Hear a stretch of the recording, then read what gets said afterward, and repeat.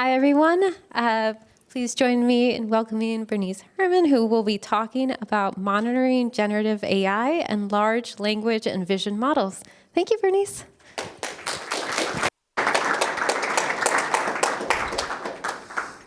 Okay, sorry for all of the technical stuff. Great. I'm really excited to talk to you guys about monitoring in the era of generative AI, large language and vision models, and embeddings, and why truly scalable approaches matter. I am a data scientist at whylogs, an ML observability company based here in Seattle. Okay, so what is our agenda? Perhaps a little sped up today, but what we want to talk about first is just an introduction to whylogs and whylogs, our open source data logging tool. Then we're going to talk quite a bit about generative AI, large language models, and embeddings. What are the concepts? What kind of lessons maybe have we learned as a community and as a company who has a number of customers using these sorts of models? What does it mean to deploy them? What does it mean to monitor them? And then we'll finish up with kind of privacy and scale and mergeability, why these things are important, particularly for kind of modern AI sort of things. So this is a screenshot at one time of whylogs.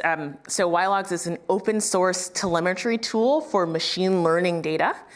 So what changes machine learning data compared to maybe other data is when we're looking at telemetry for any other application, we care about a lot of the same things. We want, availability of our service, uptime, different metrics, things like this. But those metrics tend to be quite simple.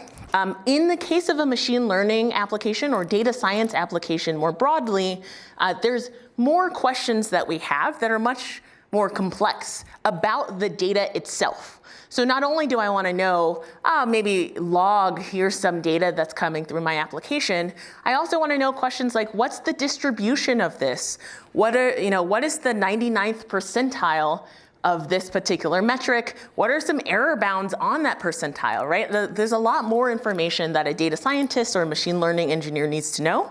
And whylogs is an open source tool to be able to profile data, either batch data, so kind of CSV file, this sort of thing, or streaming data, so Kafka stream, these sorts of things, for that information.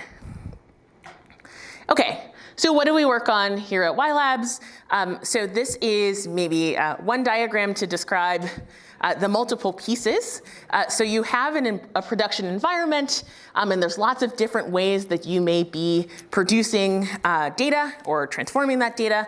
So live inference, data that's streaming in, maybe a real-time system, API, endpoint, batch inference, so maybe you're running a weekly job or a daily job for some model. Offline, so just training and testing of your data.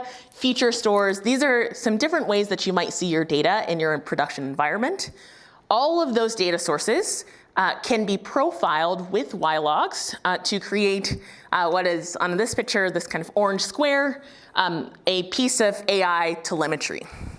That telemetry can then be passed on to whylogs observability platform to do a number of different things. So anomaly detection, some storage of that telemetry, debugging, visualization, triggering pipelines and different systems, and team workflows to work not only with the data scientists who may view this data in one way and analyze this data in one way, maybe a notebook or database, but engineers who may have different tools, as well as business stakeholders as well, right? Who will have many questions about the alerts and what's happening with our data, but may interact with it in a different way. And so we want to we've built a platform to be able to work on that same data and understand that data together.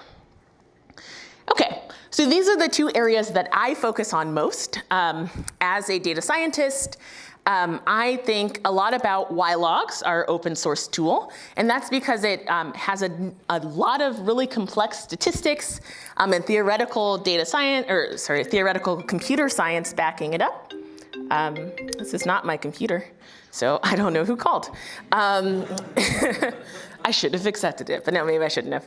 And the second half, so outside of the open source, is the platform side. So all of the really interesting anomaly detection and machine learning that we do on your time series of data as it comes through over time is something that I work on as well.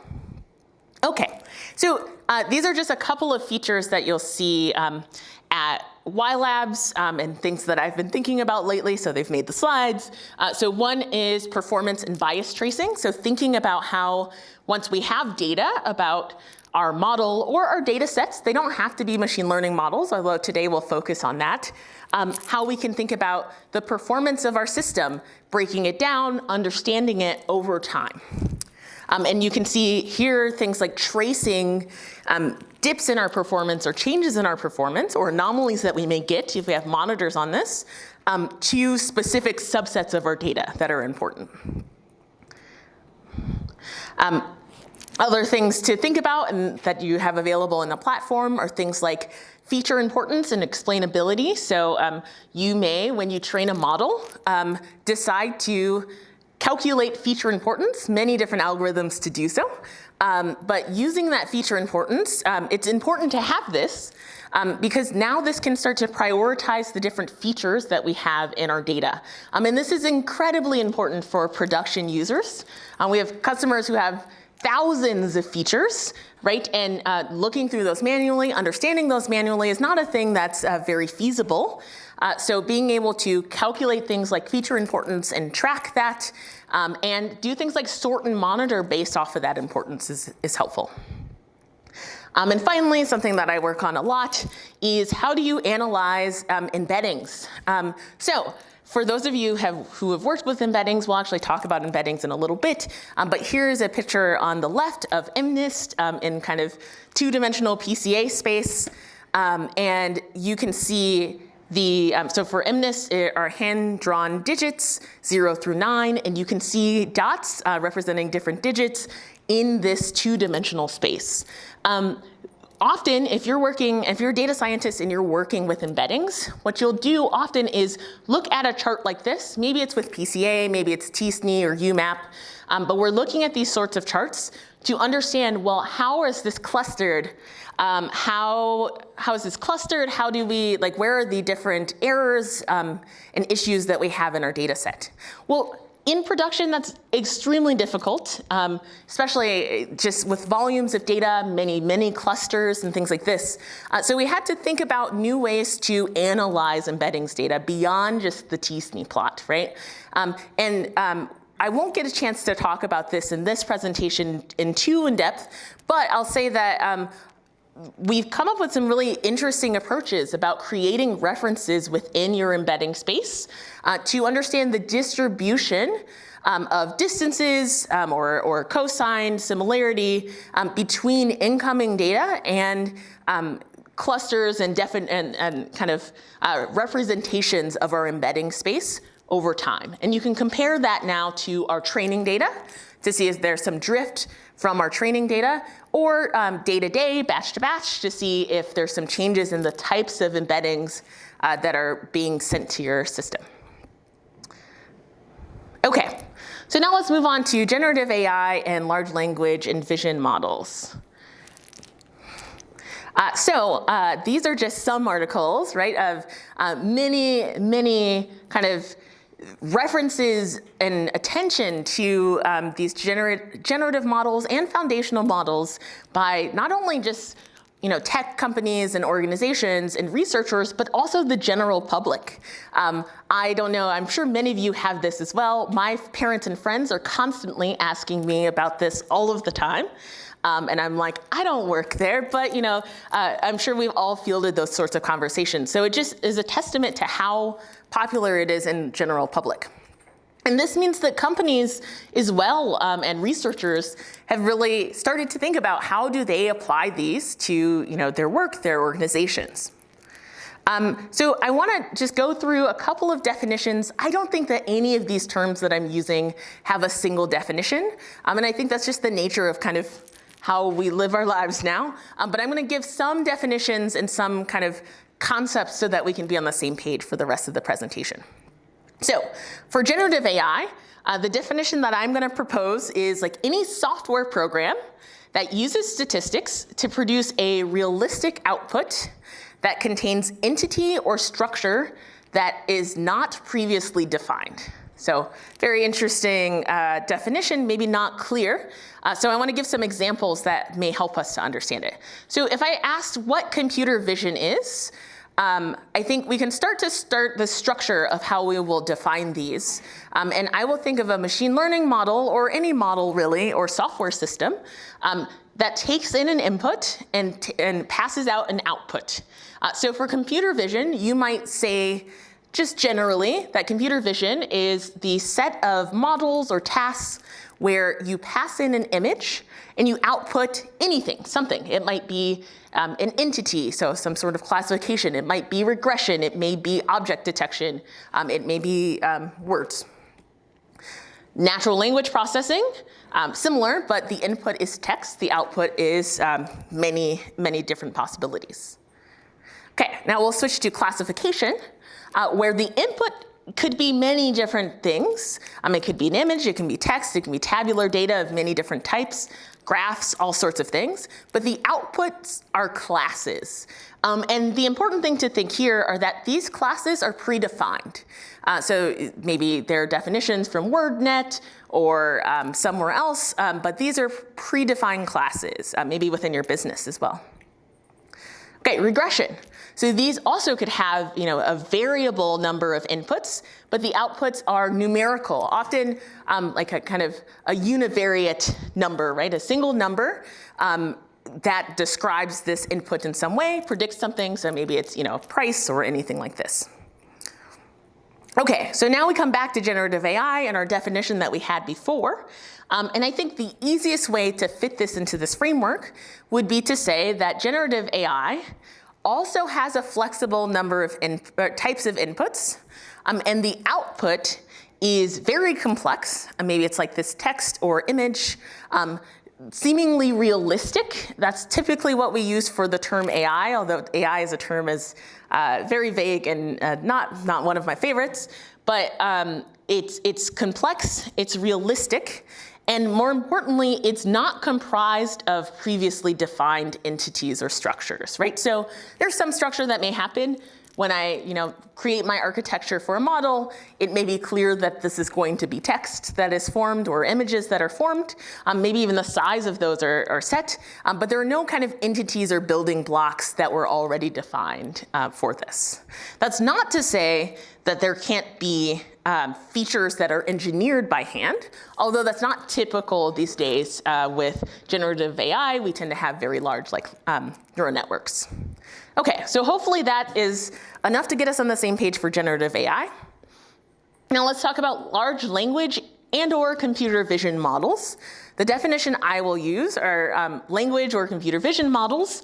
We saw those earlier, built on very large, often millions or billions of data points, often with similarly large millions or billions of parameters, especially if this is a neural network. We see here, this is actually a multimodal transformer. So it doesn't look huge here, but that in this picture is doing a lot of work. So there are many, many, many, many steps and parameters involved in building this neural network. And in this case, there are many different possible outputs using these different task heads. And the size of data sets for computer vision and natural language processing is exploding. So here's a really cool set of charts of trends in training data set sizes. And you can see the scale as we get kind of past 2020. We have things like 12 digits in our size of data points. Okay, so finally, our final definition for today, what are embeddings? So the definition that I'll use are multidimensional vectors of numerical values to represent some entity. And the cool thing about embeddings is often they have meaningful geometric relationships, although that's not required to be an embedding. Okay, So here's some examples. Maybe we have 3 objects like bicycle, banana, and car. And they could be just the concepts themselves. They could be entities. Maybe they're, I don't know, within our organization, we may have some entity for bicycle, banana, and car. They may be just strings, the actual words themselves. They may be documents or images of these things. But in all of those cases, we will represent them as an embedding with some vector of numbers. So just for simplicity here, these are 3-dimensional vectors. We have a sparse embedding. This is something that often have, so in this case, it's a one-hot embedding. Basically, we have a 1 in one column, and then zeros in the rest of the columns. And so this is helpful. These are still used in models, especially for tabular data, for categorical information. But there are some things that are missing. So banana and bicycle, actually none of these are really related, but bicycle and car are related, right? They're vehicles. But if we see in our sparse embeddings, they're no more similar than banana and bicycle or banana and car, right? So this is what dense embeddings often give us, is that when we're able to not just use kind of all zeros with one non-zero input, we can now use some flex numbers, like some real number, and these often have nice relationships between each other. So you might see that bicycle and car are closer together. So we have values like 5 and 7 and 5 and 7 for these two, while banana is a little bit more distant. And of course, often we have many, many more dimensions than the 2 or 3 that we see here. Okay, and so then we get to kind of create what's called an embedding space. So these are a number of terms related to machine learning that I kind of grabbed some embeddings for and plotted. And you'll see some relationships between those terms. They are all pretty related, so maybe less clear relationship than we would like to see. But if we had other terms, you'll certainly see these grouped together. Okay, so now let's move on to deploying and monitoring generative AI and large language and vision models. Okay, so how does an organization update their large language and vision models for specific tasks? I mean, maybe update's the wrong word here. Only 1 or 2 of these options are update. But I'm going to propose a way of splitting this into kind of 4 different options. One option, if you are hoping to utilize a large language or vision model or generative model of any sort, is to use a pre-trained model as is, right? So there are many vendors and cloud providers who have pre-trained models that you can access for, very cheap individually, maybe expensive for certain applications, and you don't really have to train a model or do anything, especially if these are generic enough and your task is generic enough. So I may get an API, get access to some company's model, and allow my customers or use my customers' data to run using that model to, let's say, answer questions in your Q&A page or something like this. These models are built on a very, very large corpus of general purpose images and texts drawn from the internet often. And so because it's general, you can get away sometimes without fine-tuning or retraining. The second one here, so to the top, to the right, is fine-tuning the task head only. So this is the case when we talk about transfer learning and fine-tuning. This is kind of the original thing that we've done, and that is to take the model and keep all of the weights from most of the model and replace only the kind of tail end of this, so the task head or the cross entropy layer at the end, things like this. So what this means is that I'm trusting the model weights of this model. I just maybe want to predict something different at the end. Maybe I have a model that, I don't know, predicts an ImageNet class, and instead I want a model that predicts something else related to my business. I would just find my labels of something else and retrain that last layer, that translation. And this works pretty well because the other layers of the model have learned a lot of semantic information that's helpful to us. Okay, so now the third one, fine-tuning the whole model. So this is utilizing the pre-trained model, but we don't freeze as many, or maybe any of the model layers. And so we're at least using those weights at the beginning. This is super important. So it is incredibly expensive to train these models by hand, and gets more expensive as we continue down this list. But by fine-tuning a model, starting with a basis that is pre-trained, it means that all of that work to move toward convergence, or just move out of kind of the random initialization phase, has been done beforehand for us. We're just training on top of that and allowing those weights to move as we train with our specialized data. And so an example to give is something like using a general language model for like legal text. In that case, you would consider perhaps fine-tuning the whole model. Starting with a basis of general text is fine, but we may want to build on top of that. Finally, full model training, right? So this is saying, oh, maybe I'll take an architecture, or customize an architecture and train a model from scratch. This is incredibly expensive. It takes months, and sometimes, well, many months to train these very large models, and up to millions of dollars. It's actually quite crazy these days. But it's something that you can do, so it makes the list. These are just 4 pictures to maybe remind you of these. So pre-trained model as is, we're locking all of the weights across the whole model. Fine-tuning, we're just taking that last layer and we're tuning that layer but locking the rest. Fine-tuning a whole model, we're unlocking all of the layers, starting with an existing model but changing. And for a full model retrain, we're initializing the weights randomly and starting from there. Okay, what do you need to monitor in those scenarios? So this is what we've thought a lot about at WhyLabs and continue to work on and through for different applications. So for, actually I'll do the reverse this time. So let's start with the full model retraining. If I'm retraining the model with my specific training data, then the data that I need to use and understand is actually specific to my use case, which is really nice because it's unlikely that you have the billions of data points that like Lion and some of these large data sets have.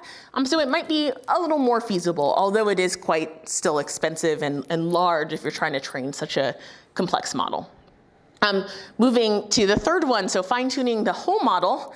This is helpful because we are fine-tuning on an existing model. We need to specifically think about our training data, our specific training data. For fine-tuning the task head, we want to monitor our specific training data, but we need to understand drift of the model.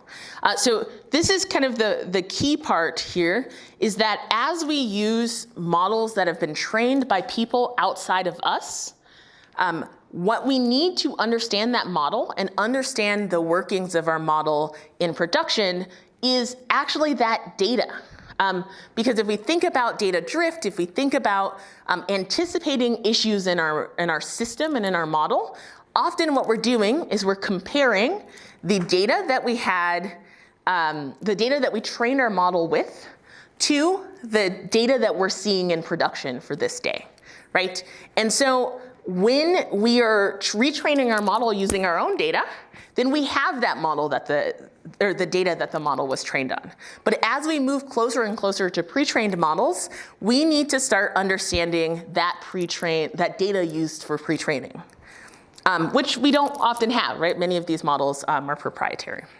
So it's helpful to have that specific training data for the task head fine-tuning, but really you're missing that drift, this understanding of, well, how does this new data differ from the data that the model was trained on, so I can understand where this model may go wrong without the full understanding of the underlying data and distribution of it. And that is especially true when you use a pre-trained model as is. You certainly will do some testing with your own specific data that you anticipate people to use, but you will really need to understand the distribution of data that the model was trained on so that you can monitor for differences between the two. Okay, so I'm going to go quickly through this section. We had some time issues. So again, things that we've learned from this generative AI boom: transformer model architecture is going strong. Huge data sets are kind of here to stay or continuing to grow. This is from a paper actually at the University of Washington, where I also work. Changes in training data set are the key to understanding the effective robustness of your model. So the effective robustness is kind of the difference between how well your model works on either your training data or even a held out test set from the same distribution to how does that compare to how does it actually work with new data from other users, right? And so if that difference is effective robustness, it turns out that scaling your model is great, better model architectures can help a little, but the actual makeup of your data set and changes in your data set are the big key that they found for explaining this robustness of models. And then the one that I want to talk about most, user behavior with AI systems is evolving.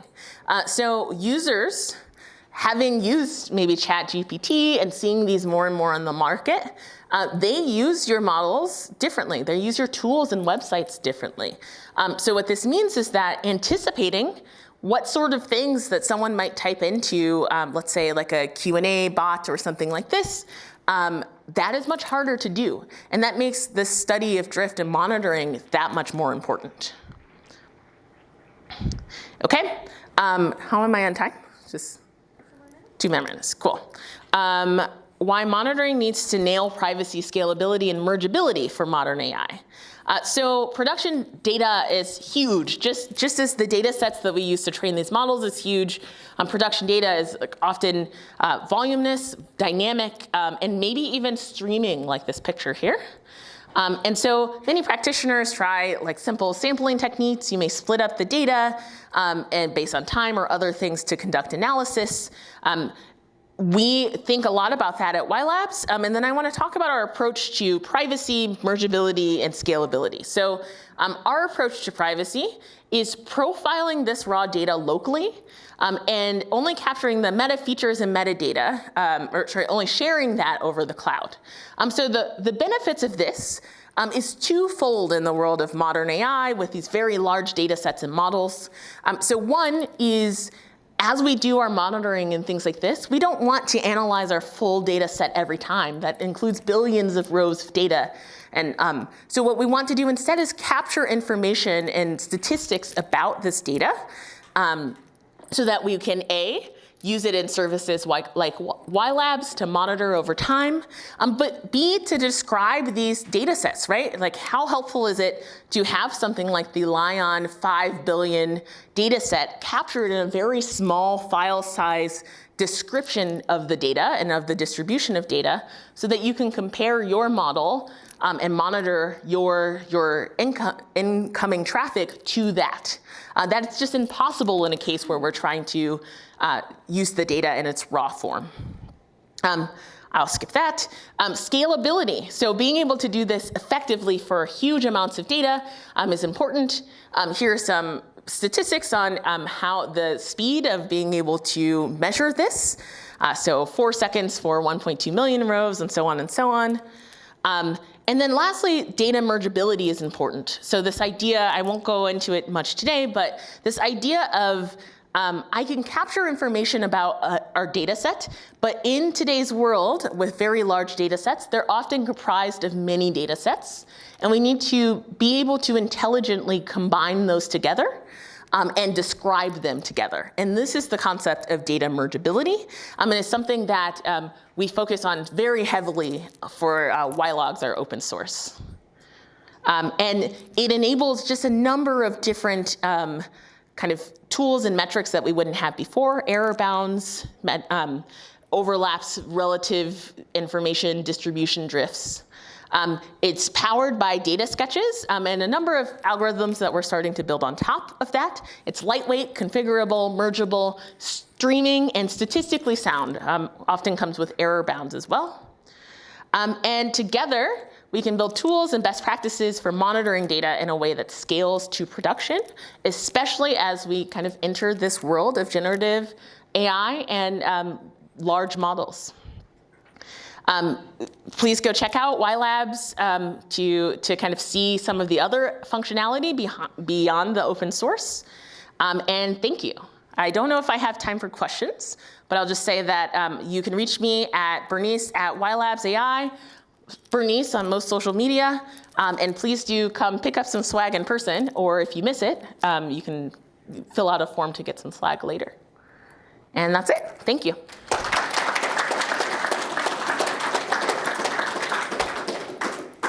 Thank you so much, Bernease. I think we have time for one or maybe two questions. Anybody from the audience? Well, one question that I had is thinking about like the reproducibility of large language models. Is that part of the platform at all? And thinking about that, like, you know, when you ask a question, the answer might change when you ask it the next day. Yeah. So so these systems are non-deterministic, right? Like, so you can give it an answer and it may give a different answer. It's a really, really interesting one to think about, especially as people who use or build on top of those systems. One, because that is even more explanation of why we need to store data related to different points in the system. I don't know if you guys remember for ChatGPT, but ChatGPT was trained until some date in 2021. I forget what date, maybe October, maybe who knows what month. But and then people asked questions that happened after 2021, and there were answers. And everyone was like, what is going on? You've lied to us. It's been trained until this date, right? So these sorts of things are very important if you're building a system on top of this, and why you have to think about your monitoring in a kind of profiling of the data sort of way, because it's not enough to recall the model and get information, because that information may change. Yeah. Thank you so much. Another round of applause.